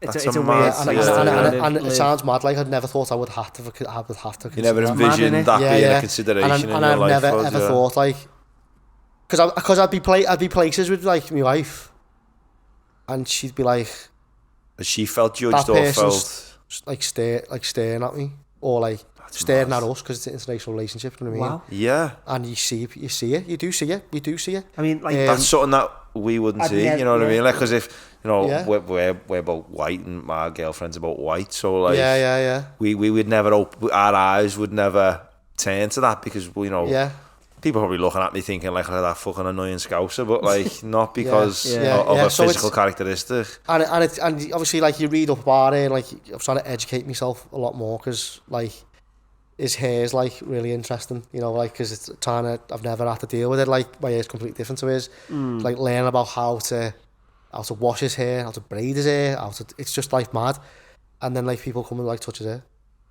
You know, like, oh, his hair's great. You know, and they're not trying to be horrible. They're not trying to be horrible, yeah, but it's like, what are you doing? Do you know what I mean? And so that would be the answer. Like, do actually people, do they really, really like judge him because of that? Sorry, when I said people will judge your son, I'm actually going to put a more hopeful spin on it, because I look at me granddad and that, and how bigoted they are, and then I come to my mum and dad's level and they're less bigoted, and then I come to mine and our Jack's level and we're even less big. Actually, I'm more hopeful. I think we might be aiming somewhere better. Hopefully, someone said. I was thinking about, like, I thought I'd give a what's the word? A depressing prediction there for the future. But I suppose though that, like, the way the world's spun, I suppose that's kind of a natural jump into point. Yeah. But it is good to see that, like how my mum and dad aren't as bigoted as my nan and granddad, and me and my brother aren't as bigoted as my mum and dad, and like, my children or your son won't be as bigoted as you. Yeah, and you're like, we'll always progress. I'm having conversations with my wife on the couch about stuff I never ever thought I'd have to consider, and I'm like, and she's obviously experienced it, so it's like, oh yeah, so I'm worried about this, and she's like, yeah, so this is what's happened to me, and she'd tell me a story about it. I go, how do you do with that? Never ever considered and she'd be like, it's just used to happen all the time, Jay. Like, it's just like, and we're gonna help Carrie. I'm like, yeah. So it's just like, it's just really interesting. Even like, as men as well, like, we take loads for granted that, like, we don't have to put up with women do. Like, but like, never get followed home and felt felt vulnerable. So yeah, last question. What is your favourite song of all time? I love who sang Sonnet? Viv. Sound like a song. I love that song. That's a good song. But I also love Robbie Williams' Angels. That's a good song. Sang it on karaoke in Park Dean in the summer. The Park Dean caravan site. Peter Kay's got a funny bit going, Robbie Williams does fuck all on stage. You know, every time he gets to a big chorus, because he can't sing them, he just goes, come on, everyone. So we're putting a playlist Sonnet's together. a tune. So we asked all our guests that the favourite songs. We're going to put a guest playlist together and put everyone's tune. So we'll put both in. Both in. This fly has been a part of this podcast. I know, you can just see. So we've not been twitching all the way through. We've been trying to catch a fly. That's been it from all of us. If you like it, there's a button for that. Like us, subscribe. We've got loads of guests coming on to talk about their research. Thank you again, James, for your time. It's been very, very much appreciated. And we'll see you all in the next one. See you later. Bye-bye.